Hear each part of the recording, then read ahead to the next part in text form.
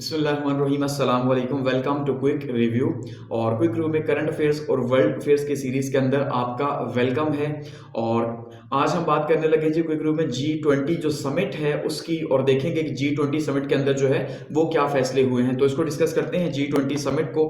सबसे पहले आगे बढ़ने से पहले इस पिक्चर को आप देखिए, जो कितनी पावरफुल पिक्चर आपको दिखाई दे रही है, जिसके अंदर जो बाइडेन साहब मौजूद हैं और साथ में जो है वो नरेंद्र मोदी साहब मौजूद हैं। तो ये पावरफुल पिक्चर इसलिए है, एज ए पाकिस्तानी अगर आप इस पिक्चर को देखेंगे तो शायद आपको बहुत कुछ यहां से सीखने का मौका मिले या ये सोचने का मौका मिले कि हम कहां पे मौजूद हैं और किस लेवल पे मौजूद हैं, कि हर साल इसी तरह से इंटरनेशनल फोरम्स के ऊपर रिप्रेजेंट करते हैं इंडिया को जाके, और इसी तरह से जो है उनकी मुलाकात होती है। जबकि हमारे यहाँ कोई एक मुलाकात भी अगर सालों में हो जाए तो उसके ऊपर भी बहुत ज्यादा वावेला और शोर मचाया जाता है कि भाई देखें क्या हो गया। तो एक्चुअली में एक पावरफुल पिक्चर है कि जिसमें हम देख रहे हैं कि भाई अमेरिकन प्रेसिडेंट के साथ जो है वो इंडियन प्राइम मिनिस्टर बैठे हुए हैं। ठीक है, तो इस हिसाब से अगर हम बात करें 10 G20 समिट, अगर हम बात करें 10 टेक अवेज की बात करते हैं G20 समिट की, कि भाई क्या 10 की टेक अवेज हैं जो हम देखेंगे इसके अंदर क्या क्या फैसले किए गए, तो डिस्कस करते हैं। सबसे पहले तो G20 समिट क्या है जी? ग्रुप ऑफ 20 है, जो कि बड़े बड़े तरक्की याफ्ता ममालिक हैं, टॉप 20 के आप ये कह लें कि उनका एक ग्रुप है। 19 ममालिक हैं, साथ में अफ्रीकन यूनियन भी साथ में शामिल है, इसका हिस्सा बनी हुई है। तो ये ग्रुप ऑफ 20 है बेसिकली। और ये कहां पे हुआ जी? ये हुआ रियो डी जनेरियो के अंदर, ब्राजील में। और इसको बहुत ज्यादा अहमियत हासिल है वैसे भी रियो डी जनेरियो को। ठीक है, तो इसके अंदर कोशिश जो की गई, जो थीम था वो क्या था? Building a just world and sustainable planet. ठीक है, कि एक जो है वो जस्ट वर्ल्ड होनी चाहिए जहां पे पॉवर्टी हंगर नहीं होनी चाहिए, सबके लिए इक्वालिटी होनी चाहिए, फेयरनेस होनी चाहिए, जस्टिस होना चाहिए। यानी कि जो डेमोक्रेसी है आप ये कह लें, उसके जो नॉर्म्स हैं वो एक जस्ट वर्ल्ड हो सकता है रूल बेस्ड ऑर्डर के तहत, और सस्टेनेबल होना चाहिए। इसकी डेट क्या है? 18 और 19 नवंबर 2024 को जो है ये बेसिकली G20 का समिट हुआ। और लोकेशन कहां पे जी? रियो डी जेनेरियो, ब्राजील के अंदर। अब अगर हम बात करें रियो डी जेनेरियो की इंपॉर्टेंस की, तो बेसिकली देखिए रियो डी जेनेरियो इसलिए अहम है, ये जो रियो डी जेनेरियो है इसमें द अर्थ समिट हुआ था 1992 में। ये जो सस्टेनेबल डेवलपमेंट स्टार्ट हुई, या जो खास करके 1992 के अंदर द अर्थ समिट हुआ, इसको रियो समिट भी कहा जाता है, जहां से पहली बार आप ये कह सकते हैं क्लाइमेट को जो है वो अडॉप्ट किया गया कि भाई हमें इसके ऊपर काम करना है। और इसी के अंदर जो है हमने देखा कि भाई कॉप जो है उसका आगाज भी हुआ, कॉन्फ्रेंस ऑफ पार्टीज जो है वो रखी गई है। जैसे अभी कॉप 29 जो है वो हो रहा है, ठीक है, या वो अभी कंप्लीट हुआ है। तो बेसिकली ये जो है कॉप 29 जो भी हो रहा है उसकी बुनियाद 1992 में इसी जगह, इसी शहर रियो डी जेनेरियो से ही रखी गई थी, इसलिए काफी ज्यादा इंपॉर्टेंट है। और इस टाइम पे दोबारा से जो है इसको कहा जाता है जी बर्थ प्लेस है सस्टेनेबल डेवलपमेंट एजेंडा की, कि यहां से एक सस्टेनेबल डेवलपमेंट की बात की गई कि एक्चुअली में हमें इस तरह की तरक्की चाहिए कि जो कि फ्यूचर को मुतासिर ना करे, उससे हम कहेंगे सस्टेनेबल डेवलपमेंट। तो इसलिए इसकी अहमियत को सबसे पहले रियो समिट के अंदर उजागर किया गया, लूला डी सिल्वा साहब की तरफ से, जो ब्राजील के सदर हैं, उनकी तरफ से। उसके बाद सबसे पहला अगर हम की टेक अवे लेते हैं तो यहां पे कंडेम किया गया वॉर को। ठीक है, कि सबसे पहले क्या बात की गई जी? वॉर की, कि जो वॉर्स हो रही हैं, दो वॉर्स हो रही हैं, एक रशिया और यूक्रेन की वॉर है, और दूसरी जो है वो वॉर है जी इजराइल की और हमास की। तो इन दोनों वॉर्स को यहां पे कंडेम किया गया। सबसे पहले जो है जो बातचीत की गई वो वॉर्स के ऊपर की गई है। ठीक है, लेकिन वॉर्स के ऊपर सिर्फ बातचीत की गई है, इसके अंदर कोई बहुत बड़ा कोई डिसीजन नहीं लिया गया, क्योंकि इसी दौरान आपने देखा कि जो इंटरनेशनल कोर्ट ऑफ जस्टिस है उसने जो है वो इजराइल के जो प्राइम मिनिस्टर है नेतन्याहू, उनकी अरेस्ट वारंट भी जो है वो जारी किए हुए हैं, लेकिन उससे भी कोई फर्क नहीं पड़ा, या वहां पे जिक्र नहीं किया गया। तो ना यहां पे रशिया का जिक्र किया गया, यूक्रेन का जिक्र किया गया कि भाई उसके ऊपर जुल्म हो रहा है, ज्यादती हो रही है, और खास करके जो अमेरिका ने अभी जो है ग्रीन सिग्नल दिए थे कि भाई आप जो है यूक्रेन जो है वो अमेरिकन जो मिसाइल हैं उनको इस्तेमाल कर सकता है, तो उसका भी जिक्र वहां पे किया गया उस कॉन्टेक्स्ट के अंदर भी। ठीक है, जिसके ऊपर आपने देखा कि बहुत ज्यादा कहा जा रहा है कि भाई हम वर्ल्ड वॉर थर्ड की तरफ बढ़ रहे हैं। ऊपर से ट्रंप साहब ने एक ट्वीट भी किया था कि भाई जो बाइडेन है उन्होंने जाते जाते ये जो अनाउंसमेंट की है कि भाई आप अमेरिका के जो टूल्स हैं, ये जो वेपन्स हैं, खास करके टेक्टिकल वेपन्स इन्हें कहा जाता है, मिसाइल्स जो हैं लॉन्ग रेंज के 300 किलोमीटर पे ये मार कर सकते हैं। तो उस हवाले से कहा कि भाई आपने जो अलाउ कर दिया, तो इसके के तौर पे जो डॉक्ट्राइन अपडेट की गई है रशिया की तरफ से, तो ये एक थर्ड वर्ल्ड वॉर जो है स्टार्ट हो सकती है। ठीक है, ट्रम्प साहब जो आने वाले सदर है उन्होंने ट्वीट किया। तो यहां पे ना तो रशिया का नाम लिया गया जो फाइनल जो कंक्लूजन था, और ना ही यहां पे इजराइल का नाम लिया गया। ठीक है, तो दोनों ही जो है इनका नाम नहीं लिया गया समिट के अंदर, लेकिन वॉर्स को कंडेम किया गया। तो कितनी शानदार बात है कि भाई वॉर्स को कंडेम किया जा रहा है लेकिन रशिया और इजराइल का नाम नहीं लिया जा रहा है यहां पे। और रशिया खुद भी जो है वो G20 का मेंबर है। तो यहाँ पे 43,000 जो है पैलेस्टीनियंस इस टाइम तक शहीद हो चुके हैं, 3500 लेबनान के अंदर हो चुके हैं। उसका जिक्र किया गया कि भाई ये लेबनान तक जो है मामला फैल चुका है और वहां पे भी हालात किस तरह से है। और ना इजराइल को मेंशन किया गया और ना जो है वो रशिया को यहाँ पे मेंशन किया गया। तो सबसे पहला वॉर के ऊपर, और जोर किस बात के ऊपर दिया गया कि भाई पीस होना चाहिए, निगोसिएशंस और ये वॉर्स खत्म होनी चाहिए। लेकिन एक साइड से जिन्होंने ये वॉर्स खत्म करनी है यानी बाइडेन साहब, वो उल्टा और जो है वो ग्रीन लाइट दे के कह रहे हैं कि भाई मारो, मेरे 2 महीने जो रहते हैं इसमें इस्तेमाल करो। आगे बढ़ते हैं। नेक्स्ट जो है जी सेकंड की टेक अवे क्या है, international economic and political situation को यहां पे एड्रेस किया गया। ठीक है, सबसे पहले यहां क्या एड्रेस किया गया जी कि भाई जो आलमी मईशत है उसकी डायरेक्शंस क्या हैं, क्योंकि बेसिकली ये जो ग्रुप है ये आलमी मईशत को, हर चीज को खैर नजर में रखता है, लेकिन इसका जो प्राइम फोकस है वो आलमी मईशत को ही डिबेट करना है और उससे रिलेटेड पॉलिसीज को वाजे करना होता है, जो G20 है। ठीक है, तो बेसिकली G20 के अंदर सबसे पहले यहां पे बातचीत की गई जी इकोनॉमिक डेवलपमेंट की इंटरनेशनली, और साथ में पॉलिटिकल सिचुएशंस की कि भाई क्या क्या दुनिया के अंदर हो रहा है, और साथ में यहां बातचीत की गई है इफेक्टिव स्टीवर्डशिप की कि भाई जिम्मेदारी लेने की बात की गई है कि हम यहाँ पे सस्टेनेबल जो है वो एजेंडा के ऊपर बैठे हुए हैं और हम जो ये चाहते हैं कि मईशत तरक्की करे, इकोनॉमी जो है यानी आगे जाए, लेकिन वो किसके बिहाफ के ऊपर आगे जाए, सस्टेनेबिलिटी के बिहाफ के ऊपर, कि इकोनॉमी को आगे ले जाते जाते हम जो है वो दुनिया को तबाह न कर बैठे। तो इसलिए यहां पे इसको जो है वो बातचीत की, और साथ में यहां पे रीअश्योर किया गया कि हम सपोर्ट करेंगे डेवलपिंग नेशंस को, ठीक है, और सस्टेनेबल डेवलपमेंट के गोल्स को अचीव करने के लिए। सस्टेनेबल डेवलपमेंट के गोल इन्हें SDG गोल्स कहा जाता है, जो UN के गोल्स हैं, जो 2015 के अंदर जो है सेट किए गए थे। इससे पहले 2000 के अंदर मिलेनियम डेवलपमेंट गोल सेट किए गए थे। ठीक है, जिन्होंने आप ये देखिए अगर कुछ थोड़ा सा अचीवमेंट किया, ज्यादा नहीं, लेकिन जो सस्टेनेबल डेवलपमेंट गोल्स हैं ये बहुत ज्यादा अनफेयर हैं। इसके ऊपर अर्जेंटीना ने जो है वो कहा भी है, और वो साथ में उन्होंने बताया कि भाई ये जो आपने गोल्स रखे हुए हैं 2030 तक के, 2015 में जो स्टार्ट हुए थे, तो 25 तो आ चुकी है, तो उसमें कोई भी इस तरह से यानी जीरो पॉवर्टी होगी, हंगर नहीं होगी, तो ऐसा तो देखने में नहीं आ रहा। ठीक है, लेकिन इसके ऊपर बातचीत की गई है।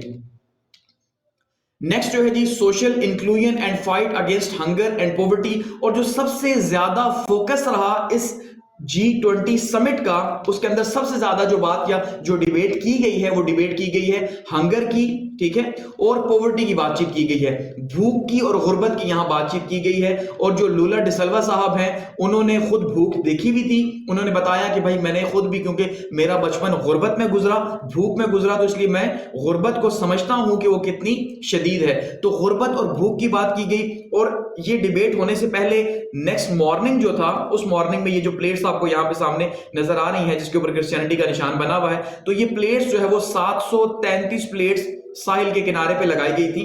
ठीक है, जो कि इस चीज को के साथ रिजेंबलेंस कर रही थी कि भाई दुनिया में 733 मिलियन लोग 2023 की रिपोर्ट के मुताबिक, UN की रिपोर्ट के मुताबिक जो है वो क्या है जी, वो भूखे हैं, गरीब और भूखे हैं। बेसिकली 733 मिलियन, तो आप अंदाजा कर लें तकरीबन 73 करोड़ के करीब जो लोग हैं वो इस टाइम पे गुर्बत में रह रहे हैं, अगर ये अंदाजा किया जाए तो। ये प्लेट्स एक रिजेंबलेंस के तौर पे यहाँ पे लगाई गई थी। तो सबसे ज्यादा जो है वो डिबेट इसी के ऊपर हुई है, और ये कोशिश की गई है यहाँ पे कि एक कंप्रीहेंसिव जो है वो फ्रेमवर्क बनाया जाए इस हंगर को और गुर्बत को खत्म करने का। क्योंकि अगर हम बात करते हैं सस्टेनेबल डेवलपमेंट गोल्स की, इस टाइम पे आप देखें COP29 अभी कंप्लीट हुआ, ठीक है जी, तो COP29 के अंदर भी जो सबसे बड़ा एजेंडा था कि भाई सस्टेनेबिलिटी का, कि जो सस्टेनेबल डेवलपमेंट है उसमें सबसे इंपॉर्टेंट चीज क्या है, सबसे इंपॉर्टेंट चीज यही है कि जब तक आप गुर्बत को खत्म नहीं करेंगे तब तक सस्टेनेबल डेवलपमेंट अचीव नहीं हो सकती। और इसी अनसस्टेनेबिलिटी की वजह से ही प्लेनेट आज इन हालात को पहुंच चुका कि भाई आप लाहौर के अंदर स्मोक के हालात देखिए, पाकिस्तान में पूरे में देख लें क्या हालात बने हुए हैं, इंडिया में क्या बने हुए हैं, किस तरह से क्लाइमेट किस साइड पे हमें किस डायरेक्शन पे लेके जा रहा है। तो यहां पे कंप्रिहेंसिव प्लान गो के आया तो नहीं, लेकिन कोशिश की गई कि एक कंप्रिहेंसिव प्लान बनाया जाए कि जिसके नतीजे के तौर पे जो है गुर्बत को खत्म किया जा सके और भूख को खत्म किया जा सके। तो यहां बात की गई है कि भाई गुर्बत को रिड्यूस किया जाएगा और हंगर को एलिमिनेट किया जाएगा। और कोविड-19 के बाद हालात क्योंकि ज्यादा खराब हुए तो उस कॉन्टेक्स्ट के अंदर भी यहां पे बातचीत की गई और बताया गया कि 733 मिलियन जो लोग हैं वो भूखे और गरीब हैं और उनमें ज्यादातर बच्चे और औरतें जो है वो ज्यादा मुतासिर हो रही हैं, ठीक है, जिनके पास जाहिर बात है रिसोर्सेज नहीं है, जो कि मर्दों के डिपेंड है उनके ऊपर कर रही है कि वो देखें। तो इसके लिए उन्होंने कहा कि भाई हम कमिटमेंट करते हैं कि इसके लिए फाइनेंस होगा या कोई सिलसिला होगा या जो हम मिलके काम करेंगे, फंड कायम करेंगे, उसके ऊपर अभी जो है वो काम आप ये कह सकते हैं कि कंप्रिहेंसिव प्लान के तहत काम जारी है। नेक्स्ट बात करते हैं जी, नेक्स्ट हमारे पास है नंबर 4 पे sustainable development, energy transition and climate action. यहां पे सस्टेनेबल डेवलपमेंट के ऊपर बात की गई है। अब सस्टेनेबल डेवलपमेंट क्या है? जब हम एनवायरमेंटल साइंस की बात करते हैं, बेसिकली ये जो यूएन ने सबसे बड़ा एजेंडा लिया हुआ है 1992 से स्टार्ट हुआ, वो रियो डी जेनेरियो इसी शहर से स्टार्ट हुआ। तो उसके अंदर सस्टेनेबल डेवलपमेंट में 3 चीजें हैं। सबसे पहले है इकोनॉमिक डेवलपमेंट, ठीक है, दूसरा क्या है जी एनवायरमेंटल डेवलपमेंट या एनवायरमेंट, और तीसरा क्या है सोसाइटी या पीपल है। कि इससे पहले अभी तक की जो बात अगर हम करें तो इकोनॉमिक डेवलपमेंट पे जोर दिया गया और किसके लिए? सोसाइटी के लिए जोर दिया गया, क्योंकि सोसाइटी को इकोनॉमिक डेवलपमेंट चाहिए, ठीक है, लेकिन जो क्लाइमेट का एलिमेंट था उसको यहां पे मिस कर दिया, जिसकी वजह से आज हम ये देख रहे हैं कि क्लाइमेट चेंज हो चुका है, ग्लोबल वार्मिंग है और इतने ज्यादा चैलेंजेस हैं। तो अब ये कहा जा रहा है कि हम इन तीनों चीजों को अलाइन करेंगे। हम इकोनॉमिक डेवलपमेंट करेंगे लेकिन इस कॉस्ट पे हरगिज नहीं करेंगे कि क्लाइमेट की कॉस्ट हो। तो हम क्या करेंगे? हम सस्टेनेबल डेवलपमेंट की तरफ आगे बढ़ेंगे कि जिसमें हम फ्यूचर को कंप्रोमाइज ना करें। अभी प्रेजेंट नीड्स जो हैं, प्रेजेंट नीड्स को पूरा करते करते फ्यूचर को कंप्रोमाइज ना करें, जो इससे पहले किया गया। यही यूएन का सस्टेनेबल एजेंडा है, उसके लिए उसने गोल्स सेट किए हुए हैं। तो उसके ऊपर बात की गई, साथ में यहां पे कहा गया कि भाई पीपल है, प्लेनेट है और प्रोस्पेरिटी है, कि हमें तरक्की भी करनी है, इस प्लेनेट को भी साथ में बचाना है और लोगों को भी साथ लेके चलना है, क्योंकि लोगों के बगैर प्लेनेट का भी कोई मतलब नहीं है। और इसी तरह से प्रोस्पेरिटी के बिना भी जो है वो यहाँ पे प्लेनेट को सस्टेन नहीं किया जा सकता, जैसे गुर्बत है या महंगाई है उसके वजह के तौर पर, ठीक है। तो इन चैलेंजेस को कहा गया कि भाई हम कलेक्टिवली, हमारे लिए चैलेंज है और कलेक्टिवली इन्हें हम लेके चलेंगे। और रीअफर्म की गई इस कमिटमेंट को ग्रेड 20 के अंदर, G20 के अंदर, कि भाई हम जो है क्या करेंगे? क्लाइमेट चेंज को एड्रेस करेंगे, बायोडाइवर्सिटी के लॉस को जो है वो हम देखेंगे, डेजर्टिफिकेशन को हम रोकेंगे, ओशन और लैंड डिग्रेडेशन को हम रोकेंगे, ड्रॉट और पोल्यूशन को हम एड्रेस करेंगे। तो इन चैलेंजेस को जो क्लाइमेट के थे, इनके ऊपर यहां पे बातचीत की गई कि इनको हम एड्रेस करेंगे। नेक्स्ट देखते हैं टेक अवे। नेक्स्ट हमारे पास थी the reform of global governance institutions, और सबसे ज्यादा यहां पे जो फोकस किया गया पॉवर्टी और हंगर के साथ, वो किया गया ग्लोबल गवर्नेंस के इंस्टीट्यूशंस को, कि भाई जो ग्लोबल गवर्नेंस के इंस्टीट्यूशंस हैं, जैसे यूएन एक ग्लोबल गवर्नेंस का इंस्टीट्यूशन है, आईएमएफ एक ग्लोबल गवर्नेंस का इंस्टीट्यूशन है, ठीक है, वर्ल्ड बैंक एक ग्लोबल गवर्नेंस का इंस्टीट्यूशन है। तो ये बड़े बड़े इदारे हैं जो कि ग्लोबल गवर्नेंस के इंस्टीट्यूशंस हैं। एक तो इनकी रिफॉर्म्स की बात की गई कि इनके अंदर किस तरह से ऐसी तब्दीलियां लेके आई जाए। देखिए पर्पस क्या था आईएमएफ या वर्ल्ड बैंक का या यूएन का, कि भाई हम दुनिया को इस तरह आगे लेके जाएं कि यहां पे जो मसले मसाइल या प्रॉब्लम है, जो ग्लोबल चैलेंजेस हैं, उनको देखा जा सके, ठीक है। तो ग्लोबल चैलेंजेस में गुर्बत सबसे बड़ा चैलेंज है आज सस्टेनेबिलिटी के लिए। तो गुर्बत के लिए यूएन क्या कर रहा है? काम तो कर रहा है, लेकिन वो इतना ज्यादा क्यों नहीं इसको अचीव कर पा रहा और गुर्बत बढ़ती जा रही है हर अगले साल। तो यहां पे जो है कहा गया कि भाई no sustainability nor prosperity without peace, कि सबसे इंपॉर्टेंट चीज क्या है कि जब तक अमन नहीं होगा तब तक पीस नहीं हो सकता, और उसके लिए हम अपना रोल प्ले करेंगे वॉर्स के ऊपर यहां पे, यानी कि जब तक वॉर्स चलती रहेंगी तब तक हालात ऐसे नहीं होंगे। तो ग्लोबल जो गवर्नेंस है, यूएन का क्या रोल है, कैसे वो वॉर को स्टॉप करेगा, ठीक है। इसी तरह से जो इकोनॉमी है उसकी डेवलपमेंट में आईएमएफ या वर्ल्ड बैंक क्या रोल प्ले करेंगे, ये यूएन जो है पॉवर्टी को खत्म करने में क्या करेगा, और जो गवर्नेंस का मॉडल है उसको कैसे बेहतर किया जा सकता है, इसके ऊपर यहां पे बातचीत की गई है, ठीक है। और कोशिश ये की गई कि भाई हम जो है वो, इन्होंने कमिटमेंट की कि हम बेटर इक्विप करेंगे वर्ल्ड को, ठीक है, दुनिया को बेहतर इक्विप करेंगे ताकि वो मुकाबला कर सके या सामना कर सके मल्टी फेज क्राइसिस का, कि जो हम देख रहे हैं इस टाइम पे, हंगर है, वॉर्स हैं, क्राइसिस हैं, ठीक है, अनार्की फैली हुई है, इकोनॉमिक चैलेंजेस हैं, पॉलिटिकल और ज्योग्राफिकल चैलेंजेस हैं। तो इन मल्टी फैक्टर चैलेंजेस का सामना किया जा सके, इसके ऊपर बातचीत की गई है। नेक्स्ट है हमारे पास यूनाइटेड नेशंस। यूनाइटेड नेशन के ऊपर बात की गई और खास करके यूनाइटेड नेशन में सिक्योरिटी काउंसिल पे बात की गई। ठीक है जी, सिक्योरिटी काउंसिल हमेशा से ही G20 के एजेंडा में रहा, या जब भी जहां पे भी इंडिया और ब्राजील मौजूद हुए हैं, ठीक है जी, वहां पे हमेशा कोशिश की गई है कि हम सिक्योरिटी काउंसिल के जो स्ट्रक्चर है उसकी बात करें। अब देखिए सिक्योरिटी काउंसिल पे क्या बात की गई। यूएन बनाया गया था 1945 के अंदर, ऐसा ही है। किसने बनाया? जो एलाइड पावर्स थी उन्होंने यूएन को बनाया। एलाइड पावर्स कौन सी थी? जिन्होंने वर्ल्ड वॉर सेकंड जो है वो जीती थी, ऐसा ही है। कौन कौन सी? जिसमें जो हम ये देखते हैं यूएस है जी, उसके अंदर जो है वो चाइना है, अच्छा तीसरे नंबर पे हमारे पास रशिया है, इसके अंदर चौथे नंबर पे हमारे पास ग्रेट ब्रिटेन है और पांचवें नंबर पे हमारे पास फ्रांस है। ठीक है, तो ये वो 5 एलाइड पावर्स हैं जिन्होंने वर्ल्ड वॉर सेकंड में जर्मनी को शिकस्त दी, जापान को शिकस्त दी, और इसके नतीजे के तौर पे इन्होंने ये फैसला किया, खास करके 2 लीडर्स ने ये फैसला किया था। एक रूजवेल्ट ने, अमेरिका के सदर साहब ने, और दूसरा जो है वो फैसला किया था जी जो ब्रिटेन के जो विंस्टन चर्चिल साहब थे, इन्होंने खास करके जो अटलांटिक जो ट्रीटी थी, ठीक है, जो वर्ल्ड वॉर सेकंड में समंदर के अंदर एक ट्रीटी हुई थी, उस ट्रीटी में ये फैसला किया था कि हमें जो है वो बनाना एक ऐसा इदारा, जैसे लीग्स ऑफ नेशन फेल हो गई तो हमें एक ऐसा इदारा बनाना है जो कि बेसिकली एड्रेस कर सके इन वॉर्स को।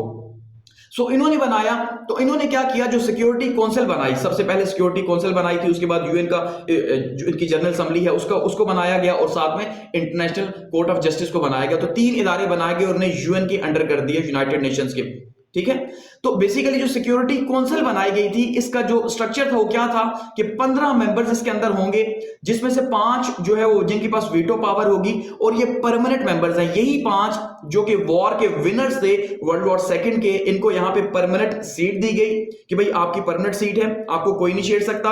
आपके पास वीटो पावर भी है कि दुनिया का जब भी कोई डिसीजन होगा तो आप में से किसी एक ने भी वीटो कर दिया, ठीक है, तो वो डिसीजन नहीं हो सकेगा, ये याद रखना है। ठीक है, और दूसरा 10 मेंबर्स वो होंगे जो कि रोटेट करते रहेंगे और 2 साल की उनकी मेंबरशिप होगी।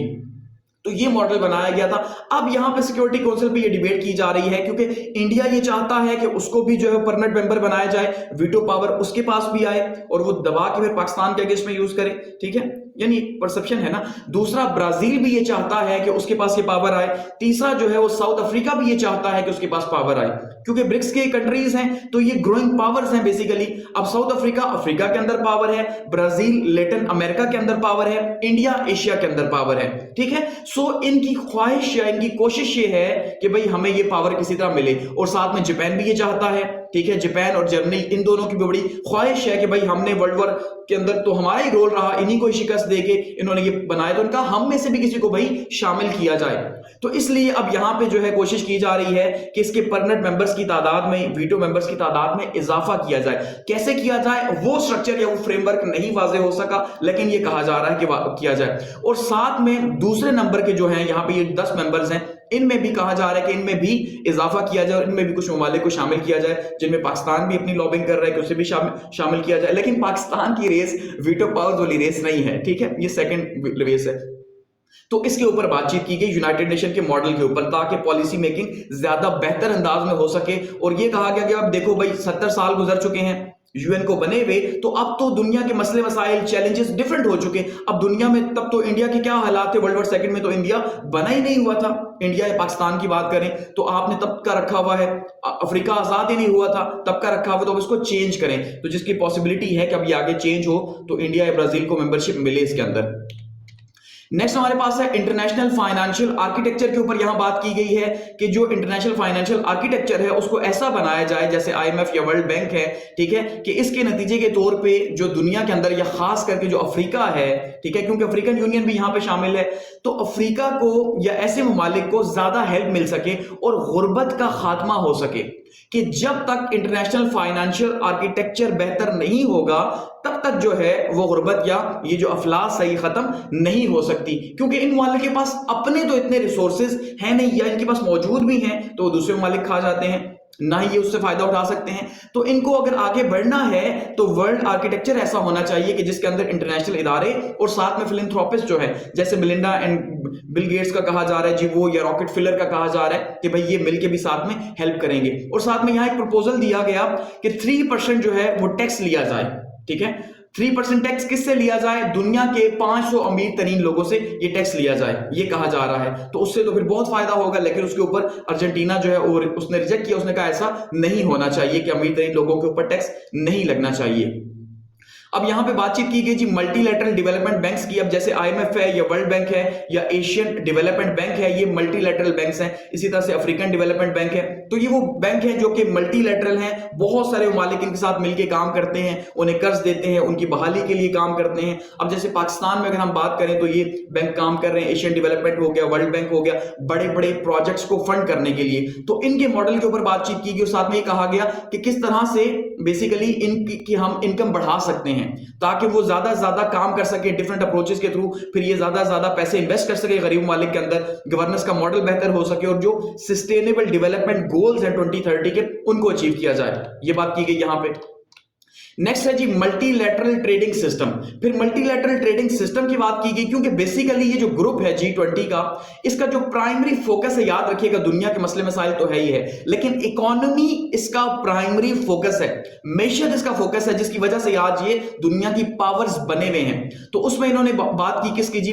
वर्ल्ड ट्रेड ऑर्गेनाइजेशन की, कि वर्ल्ड ट्रेड ऑर्गेनाइजेशन को ज्यादा या मजीद फेयर कैसे बनाया जाए, कैसे इसको बेहतर बनाया जाए ताकि जो है रूल बेस्ड ऑर्डर को प्रमोट कर सके। अब जब भी रूल बेस्ड ऑर्डर की बात होती है ना, तो वहां समझ लीजिएगा कि रशिया और चाइना के अगेंस्ट में बात होती है, क्योंकि इनके ऊपर हमेशा ये इल्जाम लगाया जाता है वेस्ट की तरफ से कि भाई ये रूल बेस्ड ऑर्डर के अगेंस्ट है। यानी रूल बेस्ड ऑर्डर क्या है कि दुनिया एक प्रॉपर वे के अंदर चलती है कि आपने सलाम किया तो दूसरा भी आगे से सलाम करेगा, आपने सलाम किया तो अगला आपको थप्पड़ नहीं मारेगा। एक मैनर है ना, एक मैनरिज्म के तहत, एथिक्स के तहत चलती है। तो यहां पे भी इन्होंने एथिक्स की, मैनर्स की बात की, डेमोक्रेसी की, लिबर्टी की, इक्वालिटी की, फेयरनेस की बात की, और फिर इसका मतलब नाम तो नहीं लिया, लेकिन जाहिर बात है चाइना और रशिया इस सिस्टम को फॉलो नहीं करते क्योंकि वो सोशलिज्म कम्युनिज्म का एक डिफरेंट मॉडल फॉलो करते हैं। तो इसकी बात की गई कि भाई जो मल्टीलैटरल ट्रेडिंग सिस्टम है जिसमें इकोनॉमिक ग्रोथ और पॉवर्टी को कम्बैट वही कर सकता है अगर हम सस्टेनेबल डेवलपमेंट गोल्स को अचीव करना चाहते हैं,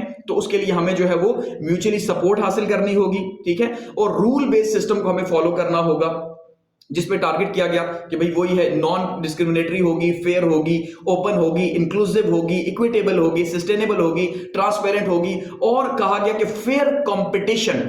फेयर कंपटीशन का मतलब यह है कि चाइना अनफेयर कंपटीशन दे रहा है, यूएस का ये मानना है कि वो जानबूझ के अपनी प्राइसेस को लो करता है, अपना फायदा हासिल करता है, या वो प्रैक्टिसेस कर रहा है जैसे इंटेलेक्चुअल प्रॉपर्टी थेफ्ट का कहा जाता है कि भाई जो आइडियाज यूएस के होते हैं वो चाइना जो है वो चुरा लेता है। तो इस तरह जो है इसको इनडायरेक्टली यहां पे टारगेट किया गया और इसके ऊपर बातचीत की गई है मल्टीलैटरल ट्रेडिंग सिस्टम के ऊपर। नंबर 9 पे आर्टिफिशियल इंटेलिजेंस की बात की गई जो सबसे ज्यादा ग्रोइंग फील्ड है इस टाइम पे, और trillions and trillions of dollars इसके ऊपर इन्वेस्ट किए जा रहे हैं, ठीक है। आप देख रहे हैं इसी हवाले से जो है वो एक केस भी अमेरिका के अंदर हुआ है जो गूगल के ऊपर जो है वो अमेरिकन गवर्नमेंट ने केस किया कि भाई आप गूगल की मोनोपोली है जिस वजह से कोई और सर्च इंजन जो है सामने नहीं आ सकता, तो इसलिए इसकी मोनोपोली को या इसका जो सिस्टम है उसको चेंज किया जाए। इसके ऊपर केस भी हुआ है।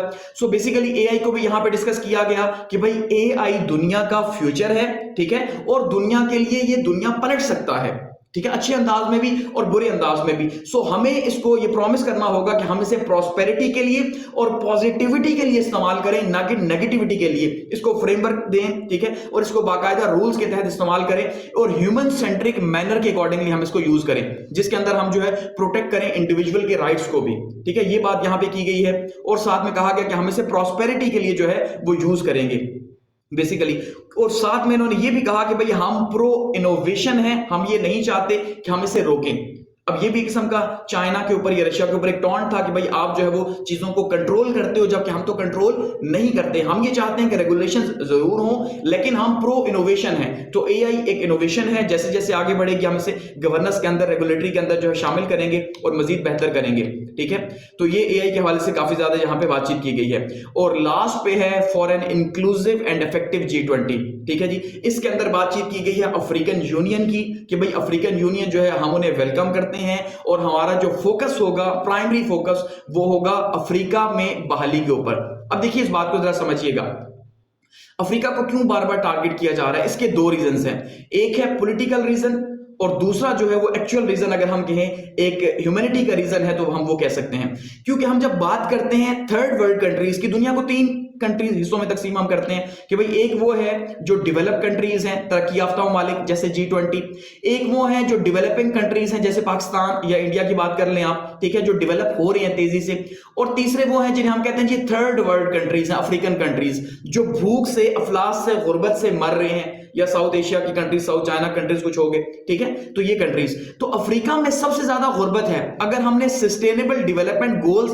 अचीव करने हैं 2030 के, तो ये जरूरी है कि अफ्रीका की गुर्बत को मिटाया जाए।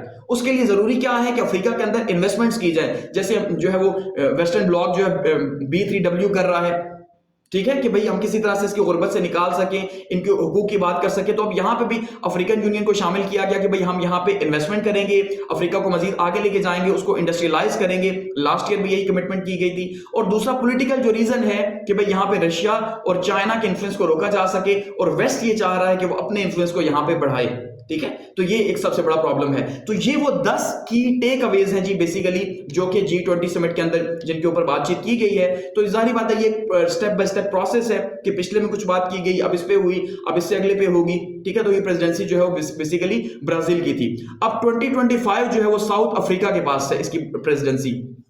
तो 2025 का जो है वो अफ्रीका जो है उसको होस्ट करेगा, और फिर देखते हैं कि फिर क्या होता है। और क्योंकि अब सबसे बड़ा जो सबसे इंपॉर्टेंट स्टेप है वो ये है कि अब अमेरिका के अंदर डोनाल्ड ट्रंप साहब होंगे, तो डोनाल्ड ट्रंप साहब जो है वो किस तरह से चीजों को आगे लेके जाएंगे, ये देखना है, ठीक है जी। तो ये बेसिकली G20 समिट था।